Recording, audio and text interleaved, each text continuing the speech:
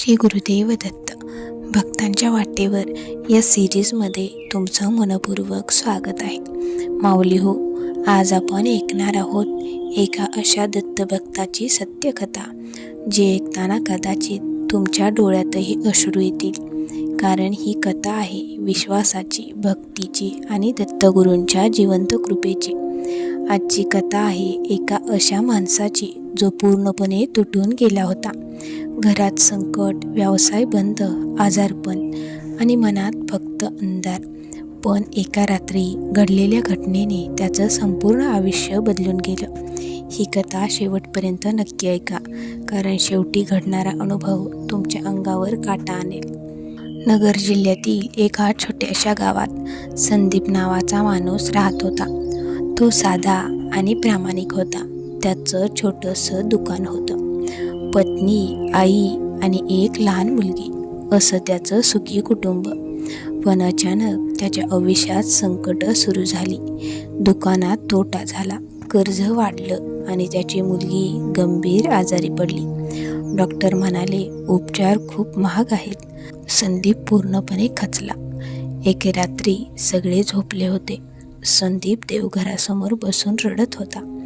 समोर दत्तगुरूंचा फोटो. तो रडत म्हणाला, दत्ता, मी आता हरलोय, माझ्या मुलीला वाचवा.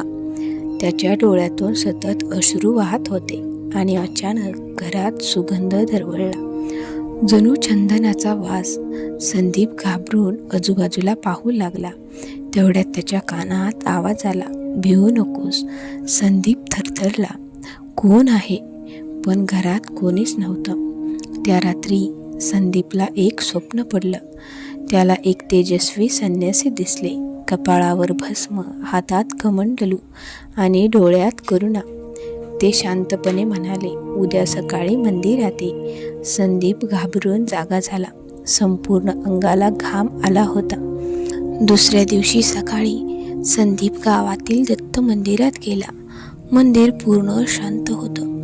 फक्त घंटांचा मंद आवाज. तो पादुकांसमोर बसला आणि रडू लागला. इतक्यात एक वृद्ध साधू त्याच्याजवळ आले. ते म्हणाले, बाळा, संकट मोठं आहे ना? संदीप आश्चर्यचकित झाला, कारण त्याने काहीच सांगितलं नव्हतं. साधूंनी त्याच्या हातात थोडा प्रसाद ठेवला आणि म्हणाले, विश्वास ठेव, सगळं ठीक होईल. त्या दिवशी संध्याकाळी अचानक संदीपला फोन आला. त्याचा जुना मित्र बोलत होता, माझ्याकडे काम आहे, तू लगेच ये. संदीपला काही दिवसातच चांगली नोकरी मिळाली. घरात थोडा आनंद परत आला. पण मुलीची तब्येत अजूनही गंभीर होती. एका रात्री मुलीची तब्येत अचानक बिघडली. तिला लगेच हॉस्पिटलमध्ये न्यावं लागलं. डॉक्टर म्हणाले स्थिती खूप गंभीर आहे. संदीपच्या पत्नीचा रडून वाईट हाल झाले होते. संदीप फक्त दत्तनाम घेत होता, श्री गुरुदेव दत्त. रात्रभर तो हॉस्पिटलच्या बाहेर बसून प्रार्थना करत राहिला. मध्यरात्र झाली. अचानक हॉस्पिटलच्या कॉरिडॉरमध्ये एक वृद्ध साधू अचानक येताना दिसले. ते थेट संदीप जवळ आले आणि म्हणाले, काळजी करू नकोस, तुझ्या मुलीचं रक्षण मी करतोय. संदीप काही बोलणार इतक्यात ते पुढे निघून गेले. संदीप त्यांच्या मागे गेला, पण कॉरिडॉर रिकामा होता, काहीच नव्हतं. काही वेळाने डॉक्टर बाहेर आले. त्यांच्या चेहऱ्यावर आश्चर्य होतं. ते म्हणाले, हे कसं झालं माहीत नाही, पण आता तिची प्रकृती सुधारते. संदीपच्या डोळ्यातून अश्रू वाहू लागले. तो खाली बसला आणि म्हणू लागला, दत्ता दत्ता, दिगंबरा दिगंबरा.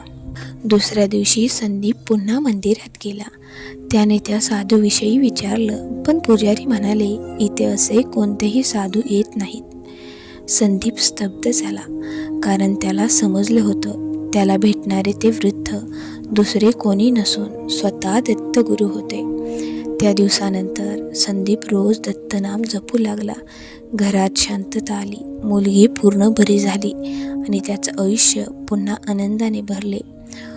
तो जिथे जाईल तिथे एकच सांगायचा, दत्तभक्ताला कधीच एकटे सोडत नाहीत. माऊली हो, दत्तगुरू आजही आपल्या भक्तांसोबत आहेत. फक्त श्रद्धा खरी पाहिजे. कारण कधी स्वप्नातून, कधी संकेताने, तर कधी प्रत्यक्ष अनुभवाने दत्तगुरू भक्तांचं रक्षण करत असतात. माऊली हो, भक्तांच्या वाटेवर या सिरीजमधील आजचा हा खरा अनुभव तुम्हाला कसा वाटला ते आम्हाला कमेंट करून नक्की सांगा. आणि जर तुम्हीही दत्तभक्त असाल तर कमेंटमध्ये लिहा श्री गुरुदेव दत्त. पुन्हा भेटू अशाच एका अद्भुत अनुभवानिशी. तोपर्यंत दिगंबरा दिगंबरा, श्रीपाद वल्लभ दिगंबरा.